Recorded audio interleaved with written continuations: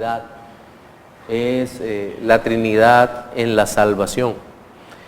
Creo que es un tema que es muy oportuno en este tiempo en donde hay tanta confusión y en donde poco se enseña sobre este asunto tan importante. Yo recuerdo hace algunos años que estaba en un centro comercial aquí en nuestra ciudad y me encontré con uno de los líderes principales de una de estas iglesias unitarias y empezamos a hablar tranquilamente hasta que él tocó el tema. Él propuso el tema y pues empecé a argumentar desde lo más básico, desde la perspectiva gramatical en la escritura, y rápidamente se empezó a exaltar hasta el punto que ya la conversación de parte de él se volvió muy tensa y él tal vez pensó que por atacarme bastante y no dejarme hablar iba a tener razón. Yo le dije, no, tranquilo, no te preocupes, por el bien de mi alma no voy a discutir, porque ya me estaba causando fastidio, lo cual es pecaminoso para mí. Y dije, no, tranquilo, ves tú y sigue creyendo eso, no hay... Creo que el problema final lo tienes. Creo que cuando uno presenta razones bíblicas para defender una posición teológica, no debemos olvidar que el fin principal que perseguimos es que la otra persona conozca a Cristo y le glorifique, más en una doctrina esencial como es la Trinidad. Y es que cuando pensamos en la Trinidad, que tal vez es la doctrina más difícil de toda la Escritura, casi siempre nos detenemos en los aspectos técnicos de la doctrina. Es decir, no es un error presentarla desde la perspectiva técnica, teológica, con palabras como tal, pero creo que en ocasiones olvidamos el asunto focal, el asunto práctico de toda esta bendita doctrina de la Trinidad. Y me parece que muchas veces nos escudamos detrás de una declaración teológica que es verdadera, que dice la Trinidad es una doctrina revelada, pero no explicada. Yo preferiría decir que la Trinidad está suficientemente explicada para salvación. Suficientemente explicada para salvación. Y de hecho ese es el primer punto de 4 que quiero tocar en nuestra enseñanza. Y el primer punto lleva el título de la enseñanza, la Trinidad en la salvación. Y es que esto se conoce como la economía de la salvación o economía redentora, en donde cada una de las personas de la Trinidad tiene un rol. El Padre es Dios, el Hijo es Dios, el Espíritu Santo es Dios, pero el Padre ordenó eternamente la salvación de su pueblo en un decreto que está desde antes de la fundación del mundo. El Hijo, en el cumplimiento del tiempo, ejecuta este decreto y el Espíritu Santo ha venido aplicando la salvación en el corazón de todos aquellos en los cuales Dios decretó que fueran salvos, que el Hijo salvó en la cruz, y Él viene obrando en esos corazones para la gloria y alabanza del Padre en la salvación. Y a mí me llama mucho la atención, y es lo que quiero que reflexionemos hoy, me llama mucho la atención que la mayoría de los profetas que hablaron siendo inspirados por el Espíritu Santo, anunciaron la salvación. Y siempre que anunciaron la salvación, en muchos de esos pasajes, no siempre, en muchos de esos pasajes hay una formulación trinitaria hacia futuro. Y en el Nuevo Testamento, siempre que aparece la Trinidad, o pasajes que están allí hablando de la Trinidad, siempre están relacionados con la salvación. Es decir, que ahí no hay pasajes simplemente informativos para satisfacer nuestra curiosidad sobre el ser de Dios o el modo de existencia de Dios, sino que están relacionadas con la salvación. Y el primer texto de muchos que quiero citar hoy se encuentra en Isaías 61, del 1 al 2a. Isaías 61, del 1 al 2a, que dice: El Espíritu de Jehová el Señor está sobre mí, porque me ungió Jehová. Me ha enviado a predicar buenas nuevas a los abatidos, a vendar a los quebrantados de corazón, a publicar libertad a los cautivos y a los presos apertura de la cárcel, a proclamar el año de la buena voluntad de Jehová. En un análisis muy rápido del texto, nosotros vemos que allí aparece cada una de las personas de la deidad. En primer lugar, dice, el Espíritu del Señor está sobre mí, pero está con un propósito. Segundo, sobre mí, ¿quién? Cristo. Ahora veremos cómo probamos eso. Cristo. Me ungió Jehová. Jehová es un nombre genérico para cada una de las personas de la Trinidad. Pero en este caso, el nombre se aplica al Padre, por la composición trinitaria de la cita. Esto se relaciona directamente con la salvación, porque en el Nuevo Testamento, cuando nos vamos a Lucas capítulo 4, versículos 16 al 21, repito la cita para los que anotan, Lucas capítulo 4, versículos 16 al 21, el texto dice, vino a Nazaret, ¿quién? El Señor Jesús, donde se había criado, y en el día de reposo entró en la sinagoga conforme a su costumbre y se levantó a leer. Y se le dio el libro del profeta Isaías, y habiendo abierto el libro, halló el lugar donde estaba escrito, el Espíritu del Señor está sobre mí. ¿Sobre quién? Sobre Cristo. Recordemos que cuando el Señor interpreta un texto, hasta allí llega la interpretación. No se le puede agregar más nada. Es una interpretación con sentido totalmente cerrado. Si algún judío o alguna persona decía, no, el profeta Isaías decía, el Espíritu del Señor está sobre mí, sobre él mismo, pues no. Esto es una referencia mesiánica al ministerio terrenal de nuestro Señor Jesucristo. Pero mire lo que está diciendo, el Espíritu está sobre mí, dice el Señor, por cuanto me ha ungido para dar buenas nuevas a los pobres, es decir, la labor del Señor. Me ha ungido. ¿Qué es unción? Unción es la presencia del Espíritu Santo en la vida de alguien, pero en este caso y especialmente en el Señor Jesucristo, el Espíritu Santo pleno, totalmente en Él, en su ministerio. Me ha enviado a sanar a los quebrantados de corazón, a pregonar libertad a los cautivos y vista a los ciegos, a poner en libertad a los oprimidos, a predicar el año agradable del Señor. Y enrollando el libro lo dio al ministro y se sentó, y los ojos de todos en la sinagoga estaban fijos en él. Y comenzó a decirles, hoy se ha cumplido esta escritura delante de vosotros. Todo el ministerio, toda la Trinidad está dada, nos ha sido revelada para que entendamos cómo salva el Señor. Ahora, entremos ya al Nuevo Testamento, es decir, el segundo punto de nuestra enseñanza, que podríamos llamarle la Trinidad y el inicio de la ejecución del plan de la redención. Bien, decíamos que la revelación de la Trinidad se encuentra total e íntimamente vinculada a la obra salvadora. De hecho, en el texto que acabamos de leer, el Señor dice, el Espíritu del Señor está sobre mí, el Espíritu de Jehová, el Espíritu de Dios está sobre mí, es decir, y me ha ungido para dar buenas nuevas. Y allí vemos la participación del Espíritu Santo y el Hijo en el ministerio.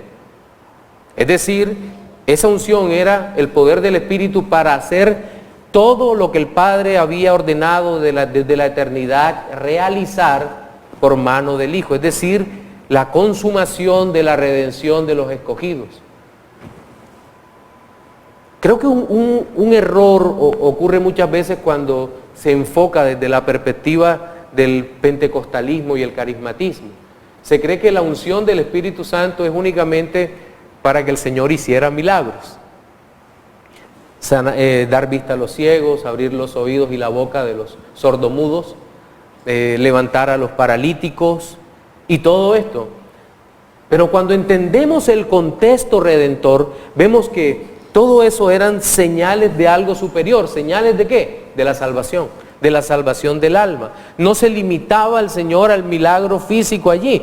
Y creo que uno de los grandes errores de la gente de ese tiempo y de algunos intérpretes de la escritura de este tiempo es creer que eso se limitaba únicamente al evento milagroso que estaba allí y no veían la salvación ante sus ojos. El Señor fue enviado a sanar a los quebrantados de corazón, a pregonar libertad a los cautivos, vista a los ciegos, libertad a los oprimidos y a proclamar el año agradable del Señor. Pero ¿cuándo empezó ese ministerio que el Padre ordenó en la eternidad, que el Hijo ejecutó en el cumplimiento del tiempo, guiado por el Espíritu? Creo que la introducción de ese ministerio es en el momento del bautismo del Señor Jesús. Mateo capítulo 3, versículos 3 al 17, dicen de la siguiente manera: entonces Jesús vino a Galilea, a Juan al Jordán, para ser bautizado por él. Mas Juan se le oponía diciendo: yo necesito ser bautizado por ti, y tú vienes a mí. Pero Jesús le respondió: deja ahora, porque así conviene que cumplamos toda justicia. Entonces le dejó. Y Jesús, después que fue bautizado, subió luego del agua, y he aquí, los cielos le fueron abiertos, y vio al Espíritu de Dios que descendía como paloma, y venía sobre él, y hubo una voz de los cielos que decía: este es mi Hijo amado, en quien tengo complacencia. Varias consideraciones debemos hacer en ese texto, porque allí en Mateo es importante el contexto que el mismo Juan relata. En Mateo capítulo 3, versículos 11 y 12, el último de los profetas dice: yo a la verdad os bautizo en agua para arrepentimiento, pero el que viene tras mí, cuyo calzado yo no soy digno de llevar, es más poderoso que yo. Él os bautizará en Espíritu Santo y fuego. Obviamente el Espíritu Santo es una referencia a la redención. El fuego, humildemente, creo que habla del juicio a los que no creen en el Señor. Su aventador está en su mano y limpiará su era y recogerá su trigo en el granero y quemará la paja en fuego que nunca se apagará. Todo eso antecede al bautismo del Señor. Pero entonces ocurre algo maravilloso. El Señor va a empezar su ministerio público y lo primero que hace es una plena identificación con aquellos que va a redimir, a salvar. Desciende al Jordán para ser bautizado por Juan como si fuera pecador, pero nuestro Señor no tiene pecado, nunca tuvo pecado, nunca tendrá pecado.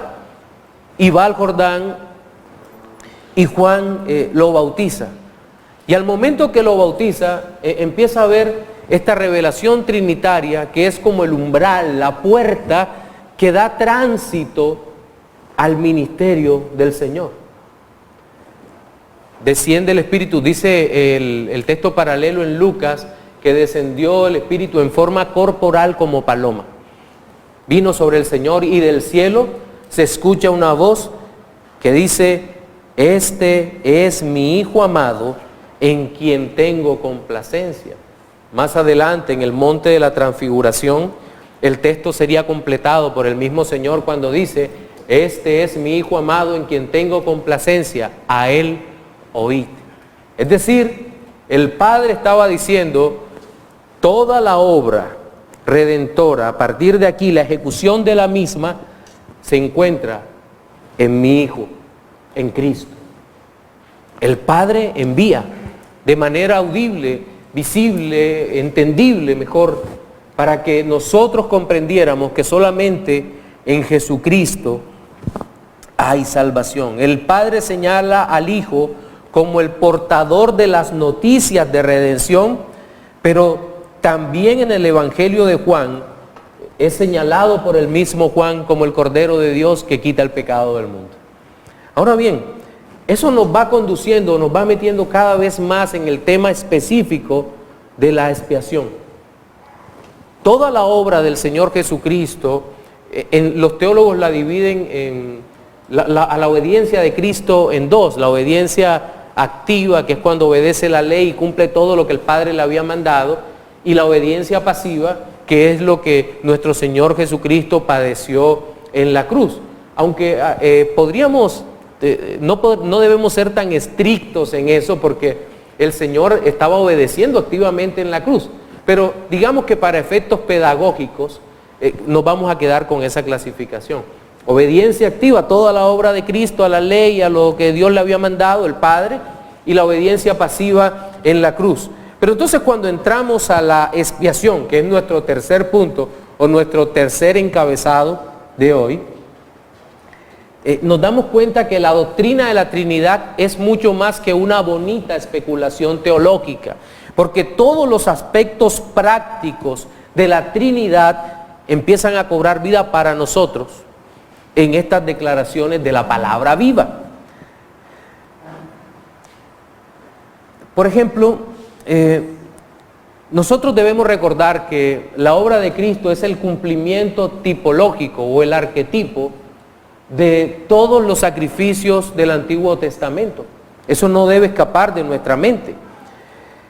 Todo esto es posible cumplirlo únicamente porque Dios es trino.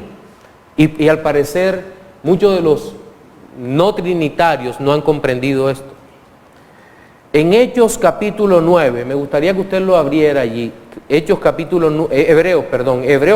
9, versículos 8 al 14, se lee lo siguiente.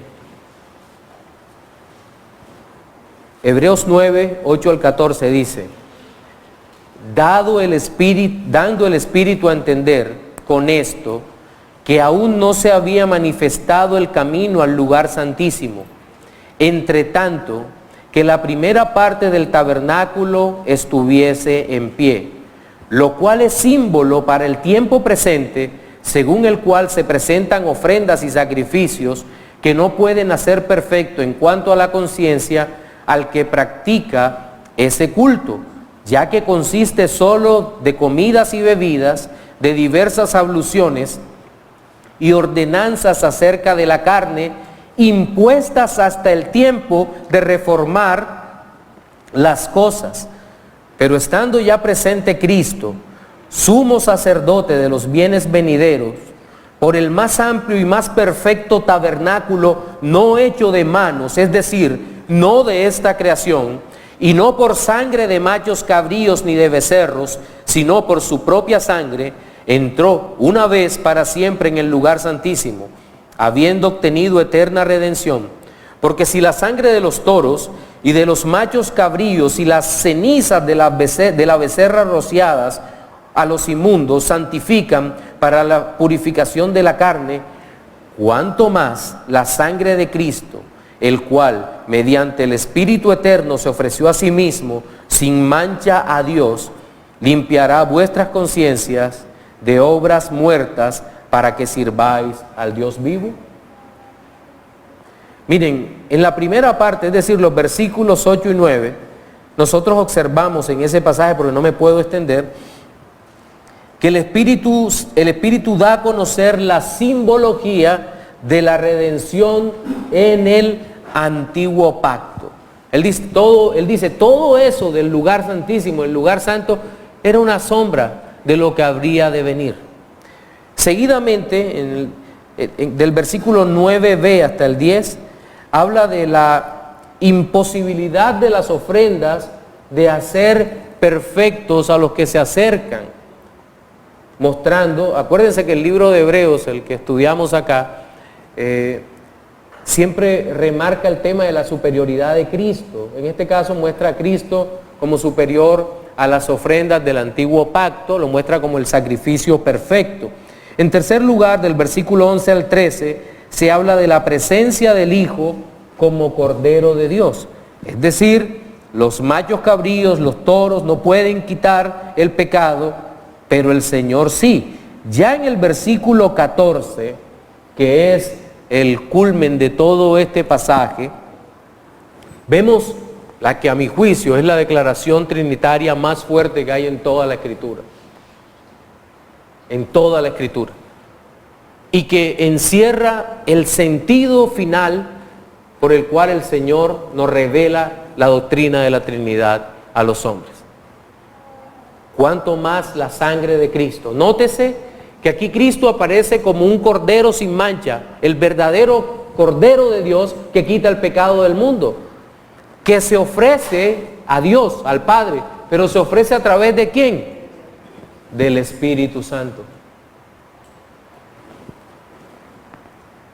Miren, esto es maravilloso porque nos da a entender o nos hace entender que la doctrina de la Trinidad, que es una enseñanza bíblica, que se relaciona con nuestra redención, que es una doctrina teológicamente correcta y es lógicamente posible. No hay ninguna contradicción en la doctrina de la Trinidad. ¿Qué dice la doctrina de la Trinidad sobre Dios? Pues que Dios es uno, pero que el modo de existencia o la subsistencia de Dios es 3 personas. Y en cada uno está en su totalidad la deidad. Pastor, háganos una analogía. No puedo, porque no existe. No hay ninguna analogía. Creo que un error común de los maestros y de escuela dominical con los niños es tratar de comparar a la Trinidad con un trébol, con un huevo, con la luz del sol, con el agua. Todo eso es modalismo. Todo eso, es decir, Dios se manifiesta en diferentes modas o está compuesto.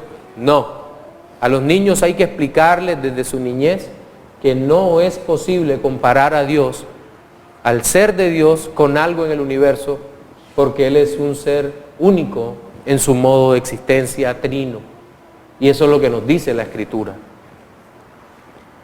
Ahora, si nosotros borramos la Trinidad de la salvación,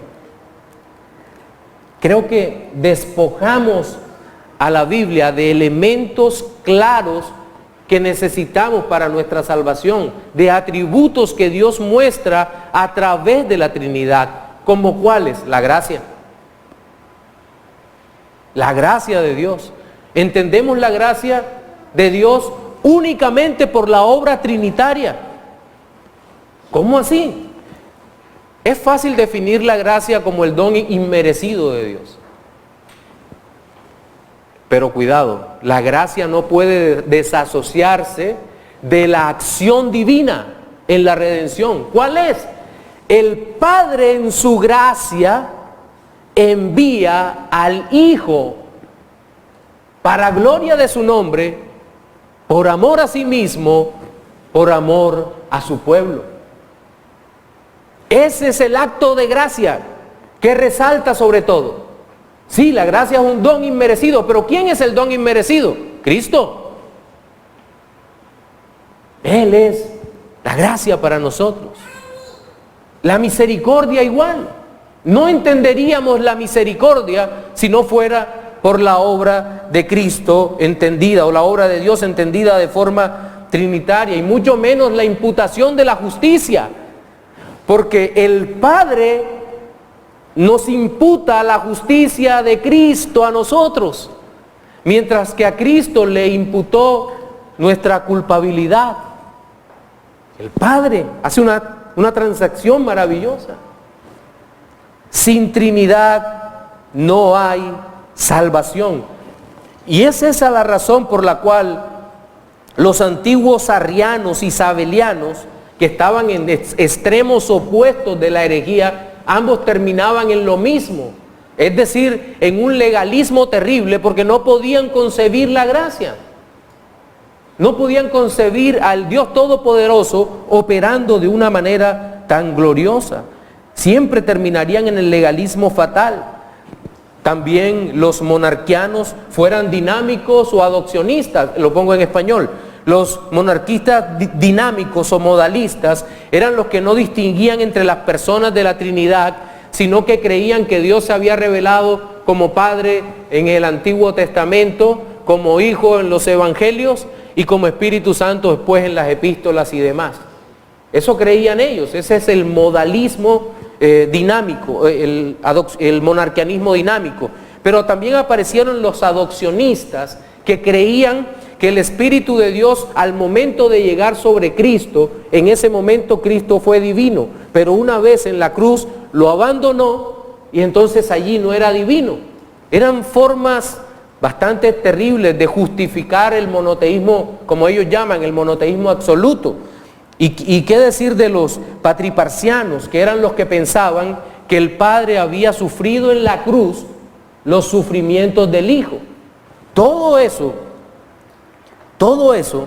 es una negación terrible de la doctrina revelada en la Escritura. Imagínense, si eso fuera así, textos como Juan 6:44 perderían su peso revelativo, su peso inspiracional, que dice, ninguno puede venir a mí si el Padre que me envió no le trajere y yo le resucitaré en el día postrero. Toda la Biblia es trinitaria, no hay manera, usted no puede escapar de la realidad, de la revelación de la palabra de Dios. Usted no puede escapar de toda esta realidad, y si usted es unitario, usted no tiene esperanza, está perdido. Y lo digo con plena responsabilidad de lo que estoy diciendo. Le toca volverse a Cristo, no hay otra. En la parte final, mi cuarto punto de la enseñanza de hoy, para dar lugar a las preguntas, tiene que ver con la Trinidad en la consumación de la obra redentora. Habíamos dicho que el ministerio de nuestro Señor Jesucristo fue introducido mediante el bautismo, en donde vemos revelada la Trinidad. Se va acercando el final del ministerio y Cristo promete enviar el Espíritu Santo. Él y el Padre enviarían al Espíritu Santo. En Juan capítulo 14, vamos a ir saltando sobre algunos versículos porque se me está acabando el tiempo. Juan capítulo 14, del 1 al 6, dice, no se turbe vuestro corazón, creéis en Dios, creed también en mí. En la casa de mi Padre muchas moradas hay, y si así no fuera, yo lo hubiera dicho. Voy pues a preparar lugar para vosotros. Nótese que dice, en la casa de mi Padre muchas moradas hay. Y esto tiene que ver nuevamente con la redención, con la salvación. Y si me fuere y os preparare el lugar, vendré otra vez y os tomaré a mí mismo, para que donde yo estoy, vosotros también estéis. Y sabéis a dónde voy y sabéis el camino. Le dijo Tomás, Señor, no sabemos a dónde vas. ¿Cómo pues podemos saber el camino? Jesús le dijo, yo soy el camino y la verdad y la vida. Nadie viene al Padre, nuevamente lo dice, sino por mí. Cristo se muestra como el único redentor, como la única puerta de redención, como la única forma posible de redención, el único camino de redención. Él, nuestro Señor Jesucristo, pero habla de llevar hacia el Padre. Trinidad, salvación. Nótese que siempre existe ese binomio, Trinidad, salvación. Juan 14, 8 y 9 dice, Felipe le dijo, Señor, muéstranos al Padre y nos basta. Jesús le dijo, ¿tanto tiempo hace que estoy con vosotros y no me has conocido, Felipe? El que me ha visto a mí ha visto al Padre. ¿Cómo pues dices, muéstranos al Padre? Aquí se muestra a Cristo como igual al Padre, pero no como el Padre. La misma en Hebreos 1:3, que dice que Jesús es el resplandor de la gloria de Dios y la imagen misma de su sustancia. Luego en Juan 14, 15 al 17 dice, si me amáis, guardad mis mandamientos y yo rogaré al Padre. Yo no sé cómo puede rogarse uno mismo, como muchos han dicho, ¿no? Que hablaba con él mismo. En ninguna manera. Gramaticalmente eso es imposible. Y yo rogaré al Padre y os dará, miren otra fórmula trinitaria, y os dará otro consolador para que esté con vosotros para siempre. Y el Espíritu de verdad, el cual el mundo no puede recibir porque no le ve ni le conoce, pero vosotros le conocéis porque mora con vosotros y estará con vosotros. Cristo está prometiendo que Él se iría, pero vendría otro. De hecho, la palabra allí en griego, otro, connota otro de la misma calidad, otro igual. Otro, a veces pensamos que es otro en diferencia, no es otro igual a Él. ¿Quién? El Espíritu Santo de Dios. Luego en Juan 16, del 7 al 15, dice: esto no lo dije al principio porque yo estaba con vosotros, pero ahora voy al que me envió. Y ninguno de vosotros me pregunta: ¿a dónde vas? Antes, porque os he dicho estas cosas, tristeza ha llenado vuestro corazón. Pero yo os digo la verdad, os conviene que yo me vaya, porque si no me fuera, el Consolador no vendría a vosotros, mas si me fuere, os lo enviaré. Y cuando Él venga, convencerá al mundo de pecado, de justicia y de juicio. De pecado, por cuanto no creen en mí. De justicia, porque voy al Padre y no me veréis más.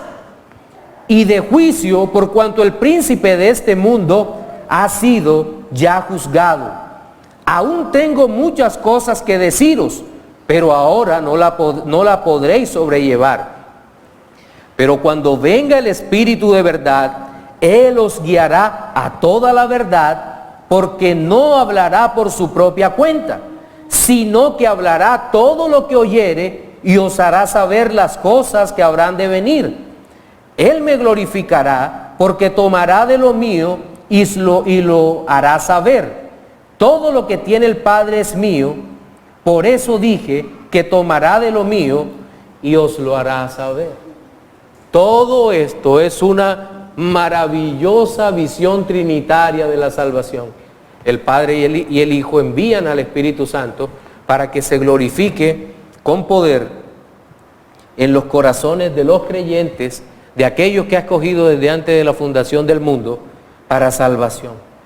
Pero luego viene la parte final del ministerio de nuestro Señor Jesucristo. ¿Y sabe cómo termina? Mateo 28, 18 al 20. Y Jesús se acercó y les habló diciendo: toda potestad me es dada en el cielo y en la tierra. Me es dada. Ahí se pone como voz pasiva.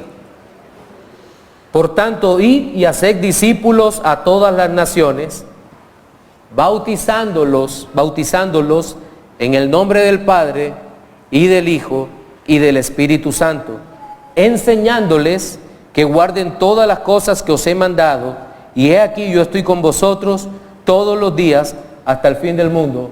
Amén. Empezó el ministerio con el bautismo. Finaliza el ministerio justo después de la resurrección, antes de ascender a los cielos, ordenando que sean bautizados. En el inicio del ministerio vemos una revelación trinitaria gloriosa. Se abren los cielos, el Padre habla: este es mi Hijo amado en quien tengo complacencia, y el Espíritu Santo desciende en forma corporal como paloma sobre el Señor Jesucristo. Y en esta declaración, el Señor Jesucristo, que tiene toda potestad, nuevamente da una fórmula trinitaria para bautizar como señal de la fe a aquellos que han creído. Bautícenlos, pero bautícenlos en el nombre del Padre y del Hijo y del Espíritu Santo. Y estos no son títulos como algunos dicen, son sustantivos y aparecen como sustantivos: el Padre, el Hijo y el Espíritu Santo. Entonces, todo esto nos permite ver en la Escritura la relación estrecha, maravillosa que existe entre la Trinidad y la salvación, y cómo es imposible ser salvo sin creer en la Trinidad. De hecho, los credos primitivos fueron muy cuidadosos con eso. Con esto voy cerrando. Los credos primitivos empezaron a hablar de la Trinidad. Tal vez el primero de ellos, que es el credo niceno, se enfocó más en la deidad del Hijo, porque era lo que estaban siendo atacados por los arrianos, que no creían en la deidad del Hijo. Y por esa razón, en su primera parte dice: creo en un solo Dios, Padre Todopoderoso, Creador del cielo y de la tierra, y de todas las cosas visibles e invisibles, y en un solo Señor, Jesucristo, Hijo unigénito de Dios, engendrado del Padre antes de todos los siglos, Dios de Dios, luz de luz, verdadero Dios de verdadero Dios, engendrado, no hecho, consubstancial con el Padre. Por su parte, el credo constantinopolitano hace más énfasis en la Trinidad diciendo: creemos en un solo Dios, Padre Todopoderoso, Creador del cielo y de la tierra, de todo lo visible y lo invisible. Creemos en un solo Señor Jesucristo, Hijo único de Dios, nacido del Padre antes de todos los siglos, Dios de Dios, luz de luz, Hijo, Dios verdadero de Dios verdadero, engendrado, no creado, de la misma naturaleza que el Padre, por quien todo fue hecho. Pero el hecho más significativo es la confesión que hace la iglesia en esta parte sobre la divinidad del Espíritu de Dios, que dice: creemos en el Espíritu Santo, Señor y dador de vida, que procede del Padre y del Hijo, que con el Padre y el Hijo recibe una misma adoración y gloria, y que habló por los profetas. Pero finalmente cito el credo de Atanasio, porque aunque lo tratan de poner hacia atrás en la historia, en las partes tempranas de la era cristiana, estoy convencido, como muchos hombres también que estudian la palabra de Dios y las confesiones históricas, que el credo de Atanasio es posterior al de Constantinopla, y no fue escrito por Atanasio, obviamente, pero dice este credo relacionando la salvación con la Trinidad de manera vital, de la siguiente manera: todo el que quiera salvarse debe ante todo mantener la fe universal. El que no guardar esta fe íntegra y pura, sin duda perecerá eternamente. Y la fe universal es esta: que adoramos a un solo Dios en Trinidad y Trinidad en unidad, sin confundir las personas ni dividir la sustancia, porque es una la persona del Padre, otra la del Hijo y otra la del Espíritu Santo. Mas la divinidad del Padre, del Hijo y del Espíritu es toda una, igual la gloria coeterna, la majestad. Así como es el Padre, así el Hijo, así el Espíritu Santo. Increado es el Padre, increado el Hijo, increado el Espíritu Santo. Incomprensible es el Padre, incomprensible el Hijo, incomprensible el Espíritu Santo. Eterno es el Padre, eterno el Hijo, eterno el Espíritu Santo. Y sin embargo, no son tres eternos, sino un solo eterno, como también no son tres incomprensibles ni tres increados, sino un solo increado y un solo incomprensible. Asimismo, el Padre es Dios, el Hijo es Dios, el Espíritu Santo es Dios, y sin embargo, no son tres dioses, sino un solo Dios. De tal manera, mis hermanos, entendemos entonces que una sólida creencia en la Trinidad debe llevarnos a una sólida creencia en la salvación de nuestras almas. Amén.